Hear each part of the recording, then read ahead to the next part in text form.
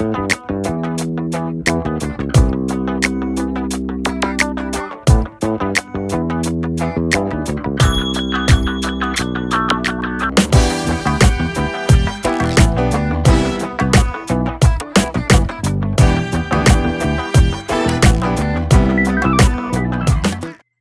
right, howdy. So my name is Colton Ray. Today, kind of what we're going over is the Kerr McGee Ceremony nuclear fuel fabrication site in Cimarron City, Oklahoma. So basically what we have here as far as the summary of the situation goes is there are a bunch of stakeholders who are involved with this incident that occurred in Oklahoma. And today we're going to be basically interviewing different stakeholders and their views and the result they would like to see moving forward if there was another situation that could occur like this. So basically starting out, the Kerr McGee Cimarron nuclear fuel fabrication site in Cimarron City, Oklahoma, was a refinery for some of the byproducts and waste from Kerr McGee's uranium thorium processing. Basically, in 1975, the USGAO, that this stands for the United States General Accounting Office, had published a report on working conditions at the Kerr McGee Nuclear Corporation. Radiological contamination and the death of Karen Silkwood.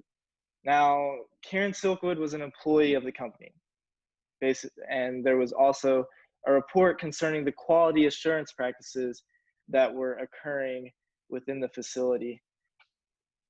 They were involved in a ton of scandals. Someone found out that the collected evidence in an attempt to report what was happening, in which Karen Silkwood was later be drugged and killed, but it was made to look like an accidental car crash, so to say, to cover up her reporting and her death. Union strike due to the contamination, improper cleaning facilities, faulty respiratory equipment, and improper storage was basically all that was occurring within this fabrication site. Silkwood claimed that the plant was straying far from the federal nuclear code and posed as a danger threat to the employees and the communities nearby. Also, it had been said that Silkwood was aware of the critical information and had access to documents related to the plant's missing plutonium. This site caused a number of environmental issues, not only for the environment itself, but the environment that each of the stakeholders lived in. To begin with, the settlement for just the environmental cleanup was over $5 billion. This encompassed large-scale perchlorate water contamination, uranium amounts 35,000 times higher than federal law allows, and carbon monoxide emissions not being controlled properly. Deputy Attorney General James Cole says that Kerr McGee's businesses all over this country left significant lasting environmental damage. The government had also said that this company had operated the plant with poorly trained workers, poorly maintained equipment, and a disregard for safety and the environment, according to the New York Times.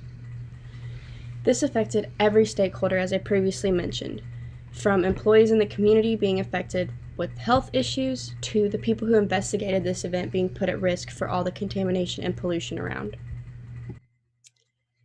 Howdy, I'm Emma Golightly, and I'm going to be interviewing each of the stakeholders. So we're going to begin with the community, specifically the family of Karen Silkwood. So to begin, what was your take on the situation? I'm angry at how negligent the company treated their employees and how little regard they had for the community as a whole. Why did they not realize how the plant was hurting people and the environment? I'm also angry with how the government dealt with Karen Silkwood's death when it was obvious a murder to contain their secrets. Okay, and how has this affected your environment and the people around you? Each and every one of our community members' personal health has been at risk. Karen Silkwood was murdered and we will never get to see her again. Everyone in our community feels uneasy and may have health issues they don't even know about yet. The environment could have drastic issues in the coming years because of all of the pollution that occurred. And based on all that, what is the outcome you'd like to see as a result of all this? Justice. I want a story about what exactly happened with the plant and a confession about what happened with Karen Silkwood's murder. and I would like to see more regulation as far as safety within plants and the environment in general. All right, thank you so much. Next, we'll interview the company. So what is your take on the situation? We're upset the community has such little faith in us and our employees fail to stay loyal. We're also upset at how this has been portrayed by the media. Okay, and how has this affected your environment and the people around you? Well, this situation has cost us a lot of money. We had several lawsuits thrown at us, and we had to pay billions of dollars for the damages we have caused, including a $5 billion cleanup fee. The plant was shut down and was sold to Tronex Incorporated in 2005. So what is the outcome you would like to see as a result of this situation? Kerr McGee wants employees to remain loyal to the company. As of 2005, after selling the company, employees remained working for the new company with top positions. Okay, thank you. Next, we'll interview the government agents. So what is your take on this situation? I believe that this situation would never have occurred if the company had followed the rules and regulations that are put in place for both the safety of the employees and the community. It is also extremely sad that the way the company was exposed had to come at the cost of Karen Silkwood's life, who first accused the Kerr McGee Corporation. Okay, and how has this affected your environment and the people around you? Honestly, the entire situation casts the government in a neglectful light, and it gives the people a false perception that we aren't keeping the big-scale companies at a level that keeps the responsibility of safety higher than the production. I just want to say that we're trying our best to keep things in an orderly fashion. All right, and what is the outcome you would like to see as a result of all of this?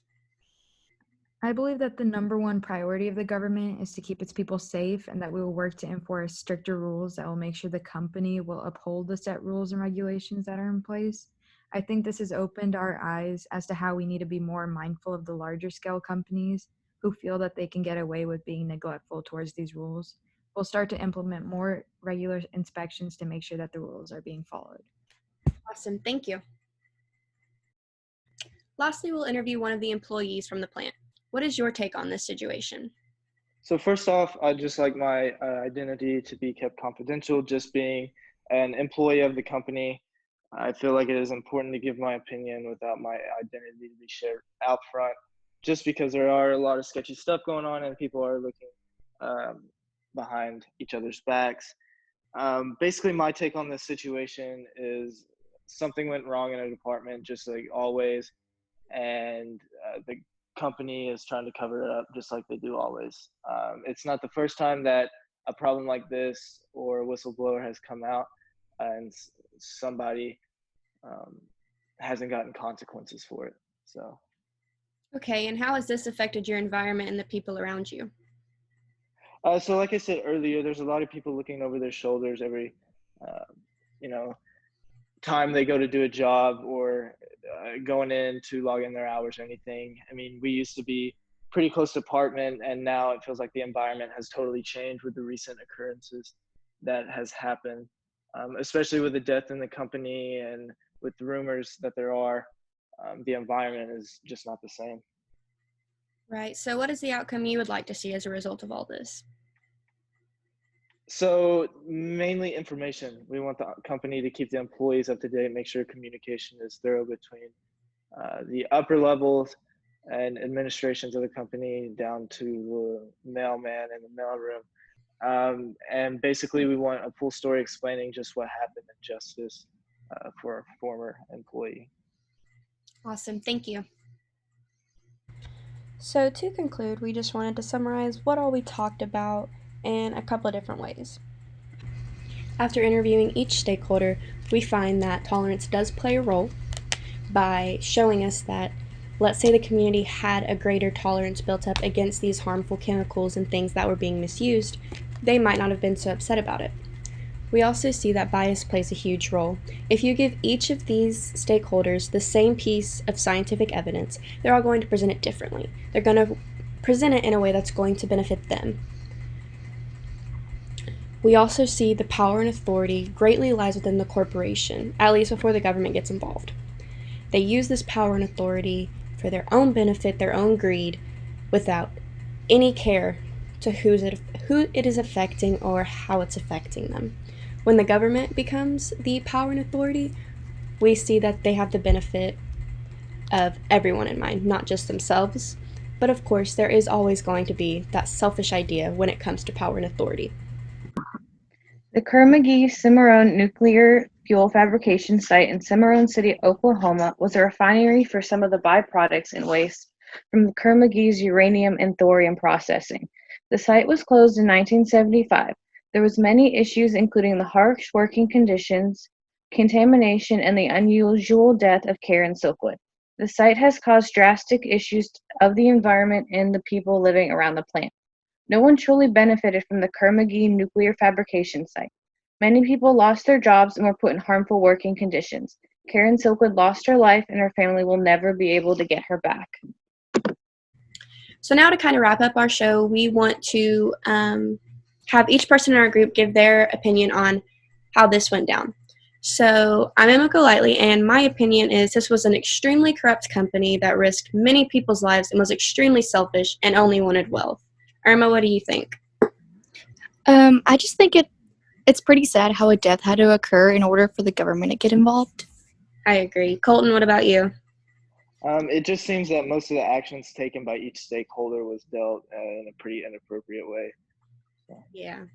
Kara, what do you think? This was a company that tried to take the easy way out and ended up hurting not only themselves, but many other people and the environment. Agreed. Naomi, what do you think? I also think it's a super sad situation that literally would never have occurred if they had just followed the rules and regulations. And it also just shows how these big corporations take advantage of the community and its employees. I agree. So it seems like a pretty unanimous opinion here. Now we're going to turn it over to our audience. And to end this podcast, we want to encourage y'all to let us know your opinion on this matter too. All information was brought to you by the Environmental Justice Atlas, CNEN.com, and New York Times.